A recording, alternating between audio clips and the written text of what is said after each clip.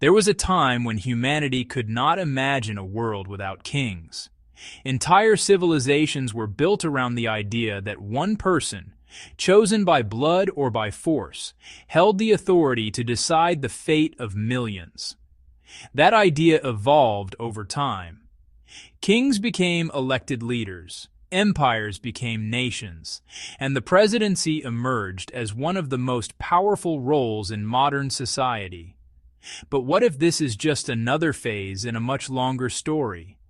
What if the presidency, as we know it today, is not the peak of governance, but simply a transitional structure? A bridge between a past defined by centralized authority and a future defined by collective intelligence? Because something fundamental is changing, not just in politics, but in the way humans think, connect, and make decisions.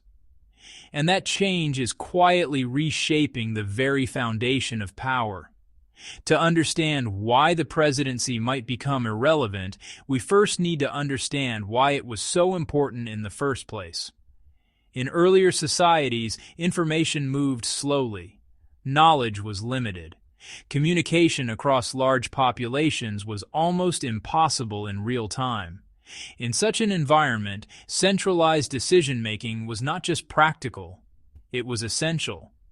Someone had to coordinate armies, manage resources, resolve conflicts, and make strategic decisions with incomplete information. That someone eventually became kings. Even in modern democracies, the presidency exists because complexity requires coordination. A country needs direction, especially when millions of people with different interests must function as one system. The president became the focal point of that coordination, the symbolic and operational center of decision-making. But here lies the paradox. The more complex our world becomes, the less capable any single individual becomes of understanding it fully. Today, the systems a president must manage are no longer linear or even predictable. They are dynamic, interconnected, and constantly evolving.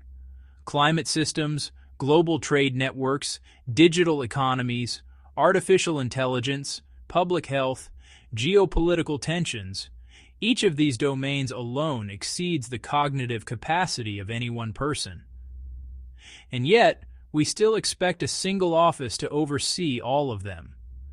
The structure has remained the same, but the world it was designed for no longer exists. While political systems have been slow to evolve, another transformation has been accelerating beneath the surface: the rise of collective intelligence. Collective intelligence is not a new concept. It exists everywhere in nature. Ant colonies coordinate complex logistics without a central leader. Birds move in synchronized flocks, adapting instantly to threats. Even the human brain itself is not controlled by a single neuron, but emerges from billions of interconnected ones working together. What is new is that humanity now has the technological infrastructure to operate in the same way. For the first time in history, billions of people are connected in real time. Information flows instantly across the globe. Knowledge is no longer centralized in institutions or governments. It is distributed across networks.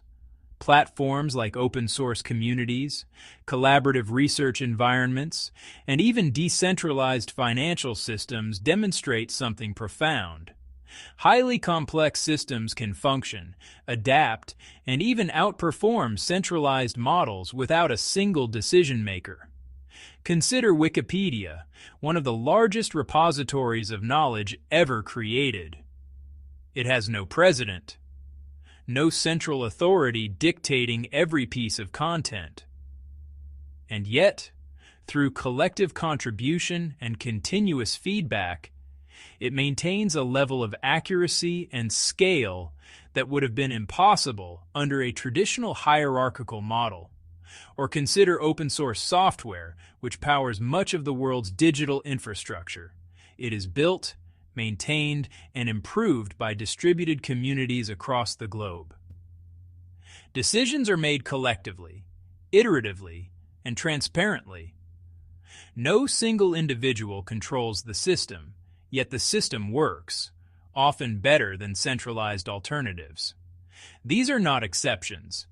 They are early signals of a much larger shift. If collective intelligence is the philosophy, technology is the enabler. Artificial intelligence, real-time data systems, digital twins, and global connectivity are fundamentally changing how decisions can be made. In the past, decisions relied heavily on human intuition, limited datasets, and delayed feedback loops. Today, decisions can be informed by real-time data streams, predictive models, and simulations that explore thousands of scenarios before a policy is ever implemented. Imagine a city where traffic systems adjust dynamically based on real-time congestion patterns, where energy distribution optimizes itself according to demand and environmental conditions, where public services evolve continuously based on citizen feedback and behavioral data. In such a system, decision-making is no longer an event. It becomes a continuous process. This is already happening in fragments across the world. Smart cities are beginning to integrate data-driven systems that operate semi-autonomously. Financial markets respond instantly to global events without waiting for centralized approval. Supply chains self-adjust based on demand signals and disruptions. In this context, the role of a president begins to change. The question is no longer who should make decisions, but rather how decisions should emerge from the system itself. Because when a system becomes intelligent enough, centralized control becomes not just unnecessary, but inefficient. Centralized leadership carries inherent risks, especially in a world of increasing complexity. When decisions are concentrated in the hands of a few individuals, the system becomes vulnerable to human limitations, biases, blind spots, political pressures, and even simple errors in judgment. History offers countless examples where decisions made by a small group or even a single leader had massive unintended consequences for millions of people.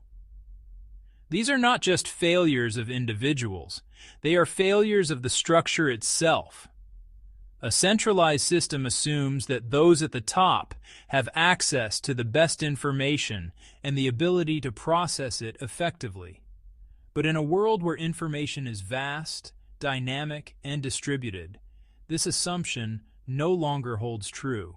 In contrast, distributed systems allow for continuous input, feedback, and correction.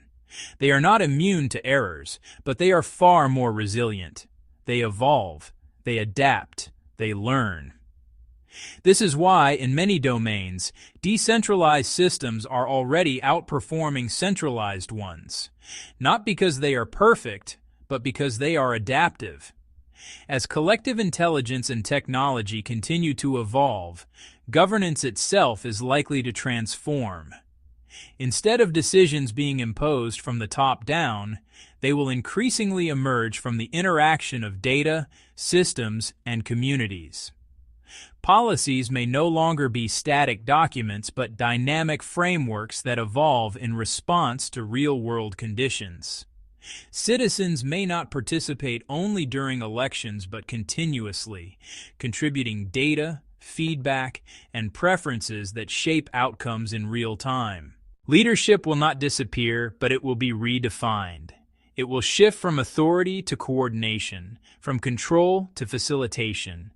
In such a system, influence will not come from holding an office for a fixed term, but from contributing value, insight, and trust within the network. Reputation may become more important than position, expertise more important than power. And gradually, the idea of a single individual representing the will of millions may begin to feel outdated. The presidency will not vanish overnight. Institutions rarely disappear suddenly. They evolve. Over time, the role may become more symbolic than operational. A president might serve as a communicator, a unifier, or a representative figure on the global stage, while the actual decision-making power shifts into systems that are more distributed, data-driven, and collectively shaped. In some ways, this would mirror the transformation of monarchies in many parts of the world today, once absolute centers of power, now largely ceremonial roles within more complex governance systems. But the deeper shift is not about replacing one role with another. It is about redefining how power itself is structured.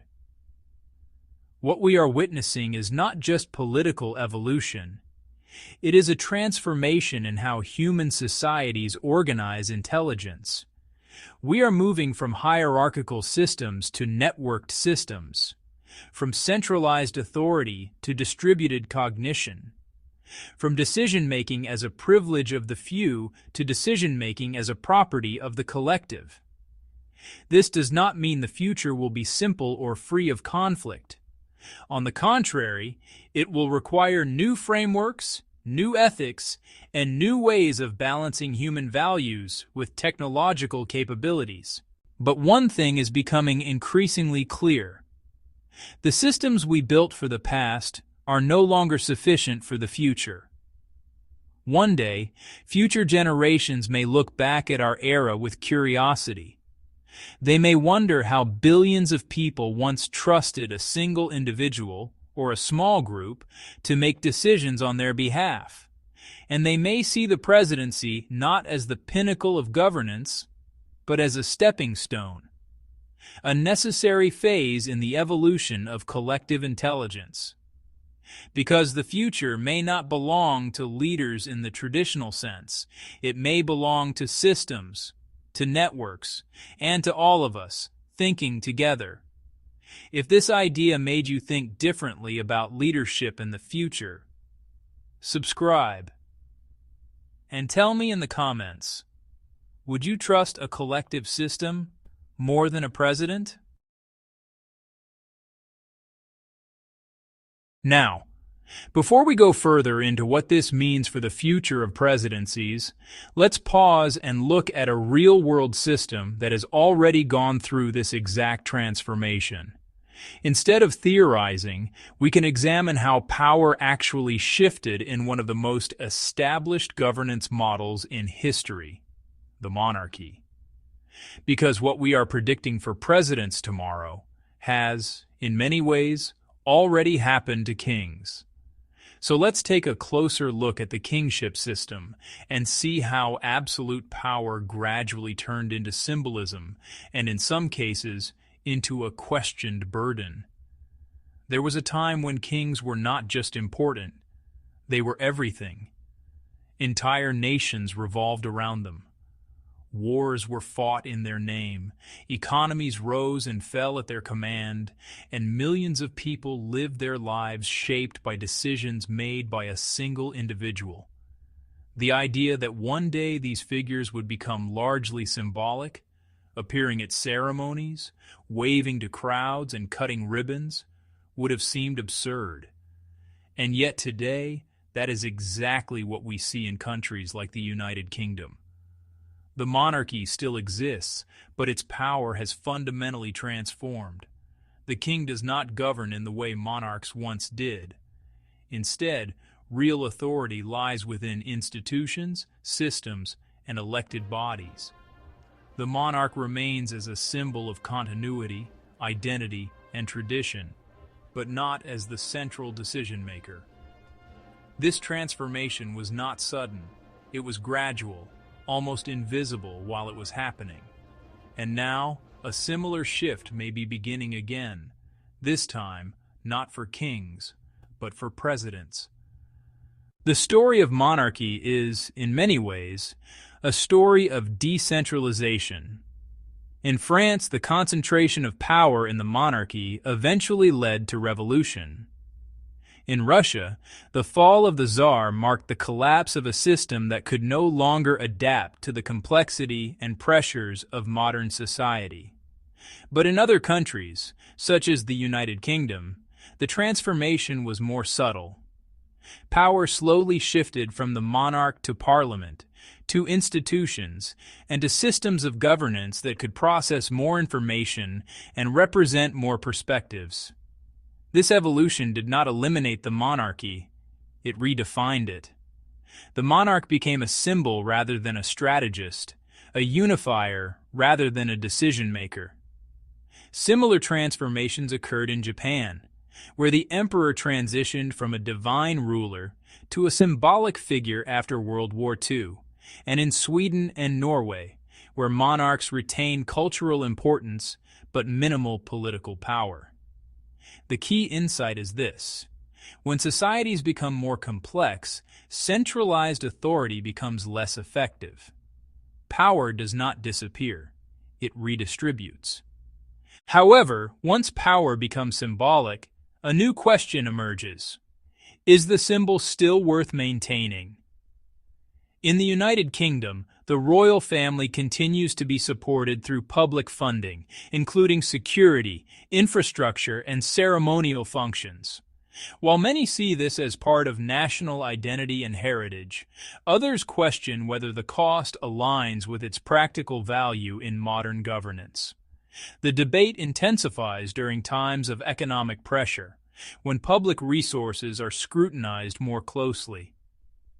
In Spain, the monarchy has faced similar criticism, particularly during periods of economic crisis, where public perception shifted from reverence to skepticism. In Thailand, discussions around the cost of the monarchy and its role in modern society have become increasingly prominent, especially among younger generations. And in some countries, the conclusion was clear. Nations like Italy, Germany, and Greece chose to abolish their monarchies entirely, deciding that symbolic authority no longer justified its cost or relevance. This pattern reveals something fundamental. Once a role loses its functional importance, its survival depends entirely on perception. And perception can change. Presidents today occupy a position that, structurally, resembles that of kings in the later stages of monarchy. While they are elected and operate within democratic systems, they still represent a centralization of decision-making authority. A single individual, supported by a limited circle, is expected to make or approve decisions that impact millions. But the world presidents operate in today is far more complex than the one that created the role. Global supply chains span continents. Financial systems react in milliseconds. Climate systems operate on planetary scales, and digital networks connect billions of people in real time. No single individual, no matter how capable, can fully comprehend or manage this level of complexity. This is where real-world case studies begin to reveal a shift already in motion. In Estonia, one of the most advanced digital societies in the world, governance has already moved significantly away from centralized control. Citizens can vote, access services, and interact with government systems entirely online. Decisions are increasingly supported by integrated digital platforms that process vast amounts of data. The role of leadership remains, but the system itself carries much of the operational intelligence. In the United Arab Emirates, particularly in cities like Dubai, smart governance initiatives are introducing data-driven decision-making at scale. Digital twins, AI-driven analytics, and real-time monitoring systems are being used to manage infrastructure, urban planning, and public services. These systems do not replace leadership, but they significantly reduce reliance on individual decision-making by embedding intelligence directly into the system. Even in economic systems, decentralization is becoming evident. Blockchain-based organizations, often referred to as DAOs, decentralized autonomous organizations, operate without a central leader. Decisions are made collectively by stakeholders, often through transparent voting mechanisms encoded into the system itself.